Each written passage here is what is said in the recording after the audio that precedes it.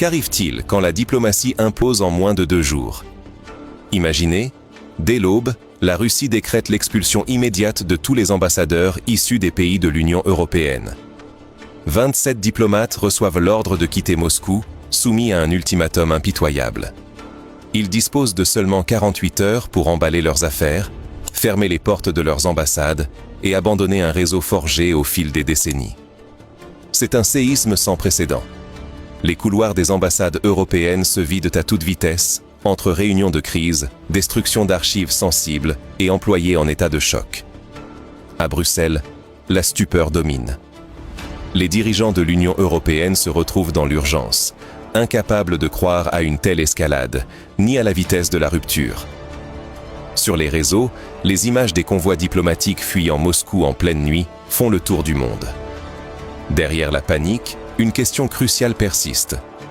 Pourquoi la Russie a-t-elle frappé aussi fort, aussi soudainement? Et quelles conséquences cette expulsion massive aura-t-elle sur la sécurité, l'économie et la posture de l'Europe face au Kremlin? Sous le choc, on pourrait minimiser la crise. Ce serait une erreur lourde. Car les enjeux sont immenses. La stabilité du continent, la sécurité des citoyens européens en Russie, la survie des entreprises étrangères privées de relais, la capacité de l'Europe à défendre ses intérêts lors des prochaines crises. Cette rupture ne met pas seulement en cause quelques accords. Elle menace l'équilibre même des relations internationales, risquant de paralyser l'Union européenne pour des années. Pour saisir comment la diplomatie a pu s'effondrer en 48 heures, il faut remonter à la source de la confrontation. Qu'est-ce qui a poussé la Russie à franchir ce seuil irréversible?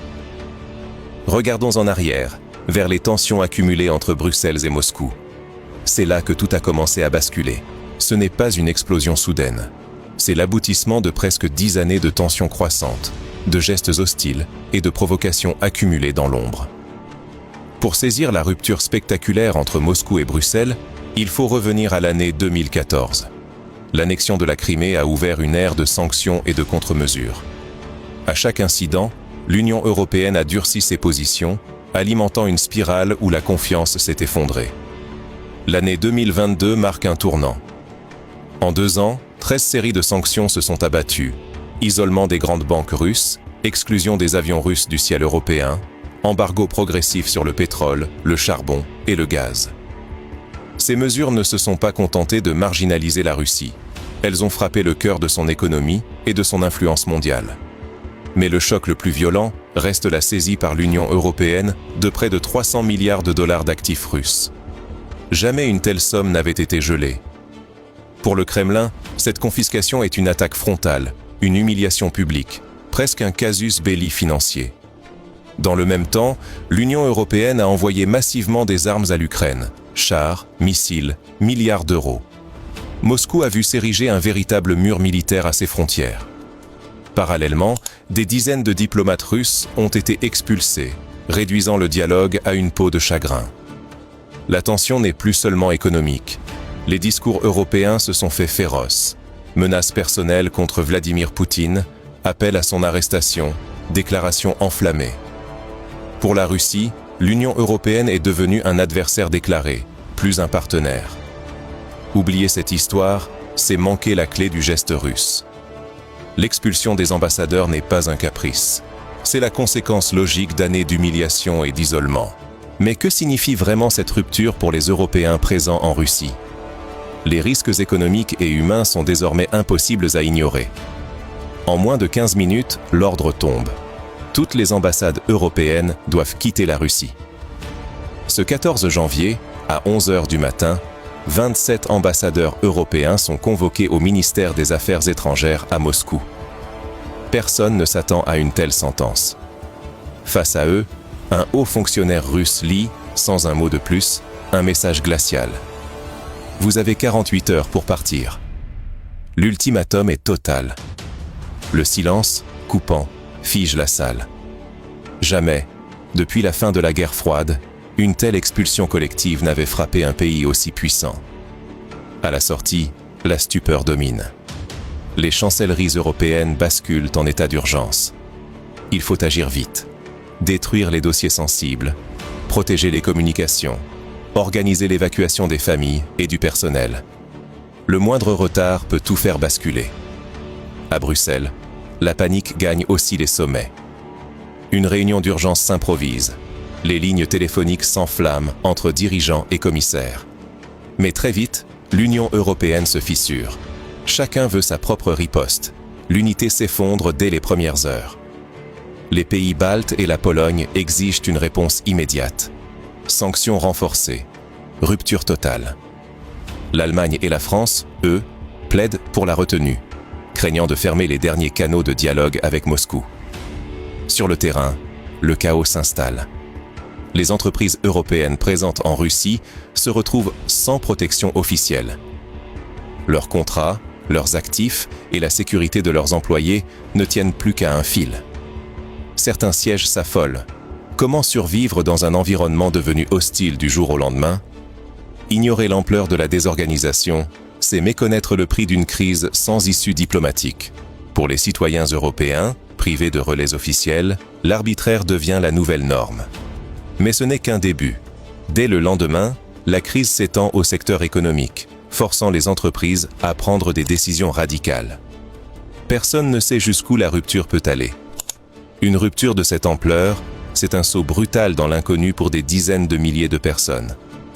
D'un seul coup, toute présence diplomatique européenne disparaît du sol russe. Les conséquences sont profondes, immédiates et durables, tant pour l'économie que pour la vie de tous ceux qui dépendent de ces liens. Premier touché, les entreprises européennes encore actives en Russie. Sans ambassade pour défendre leurs intérêts, négocier ou faciliter les discussions avec l'administration russe, elles se retrouvent exposées à un environnement devenu imprévisible. Les risques de pression, de confiscation ou de discrimination explosent. Les groupes allemands, français ou italiens, qui pesaient encore des milliards d'euros sur le marché russe, sont désormais privés de tout appui officiel. Les litiges commerciaux, autrefois réglés par la voie diplomatique, risquent de s'enliser ou de tourner systématiquement à l'avantage de la partie russe. Les citoyens européens paient eux aussi le prix fort. Pour obtenir un visa, régulariser un séjour ou faire face à une urgence consulaire, perte de documents, accident, naissance ou décès, il n'existe plus de guichet européen à Moscou ni ailleurs. Désormais, chaque demande d'aide doit passer par une ambassade tierce, comme la Suisse ou la Serbie, qui acceptent parfois de représenter les intérêts européens. Mais ces relais sont débordés, lents et souvent impuissants, surtout lors de crises graves. La fermeture des canaux diplomatiques au plus haut niveau fait monter la tension d'un cran. Si un incident grave survient, arrestation d'un ressortissant, cyberattaque, incident militaire ou crise énergétique, il n'existe plus de mécanisme pour désamorcer la crise rapidement. L'Europe perd la capacité de négocier dans l'urgence. Par le passé, des crises russo-européennes ont été évitées grâce à des discussions informelles ou à des appels de dernière minute entre ambassadeurs. Aujourd'hui, cette soupape de sécurité a disparu. Un autre danger se profile, la division au sein de l'Union européenne. Certains États membres, comme la Hongrie, cherchent déjà à rétablir discrètement des liens bilatéraux avec la Russie. Ce jeu en solo menace de fissurer l'unité européenne, d'affaiblir la position de Bruxelles et d'alimenter des rivalités internes.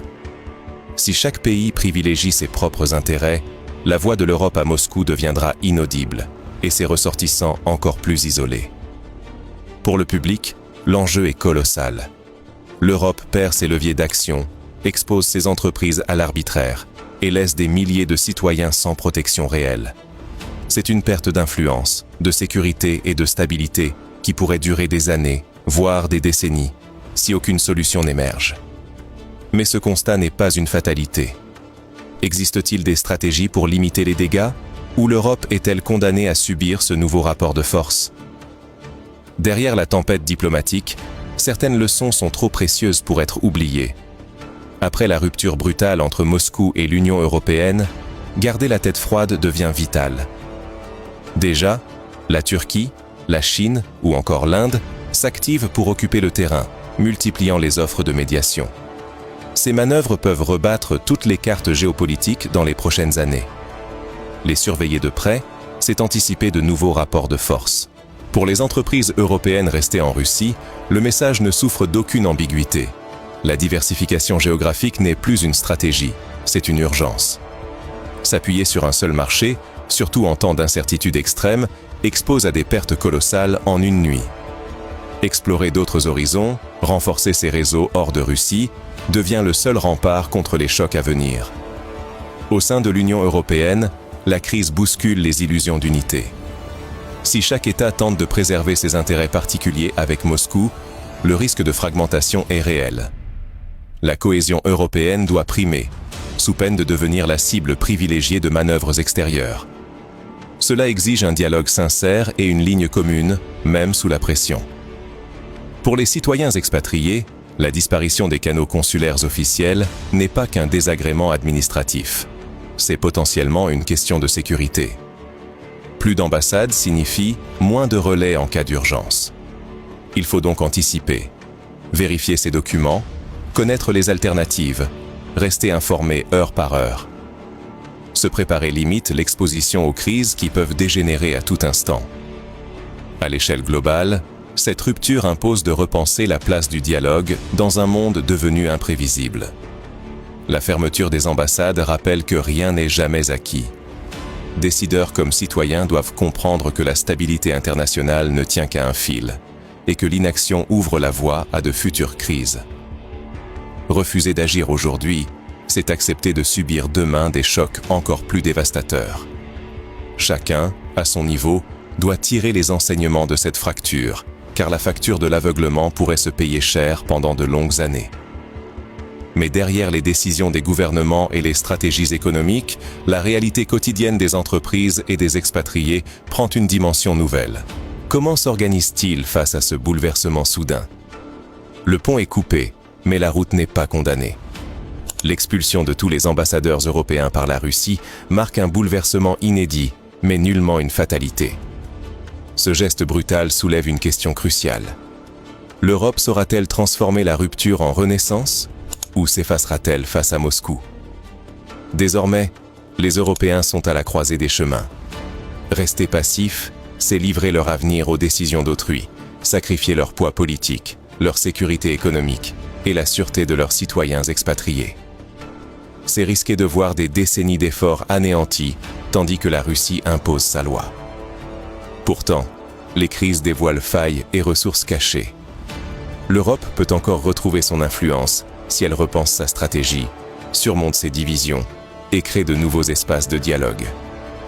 Cela exige de chacun s'informer, questionner, soutenir les initiatives qui rapprochent plutôt que divisent, même dans la tourmente. Il devient vital de renforcer l'unité européenne, d'investir dans des outils diplomatiques innovants, de protéger ses entreprises et ses ressortissants, et de tisser des alliances plus larges pour affronter les défis mondiaux. Chacun, institution comme citoyen, détient une part de la solution. Au fond, ce choc peut être un électrochoc. Soit l'Europe se réinvente, soit elle s'efface. Le choix reste entre ses mains.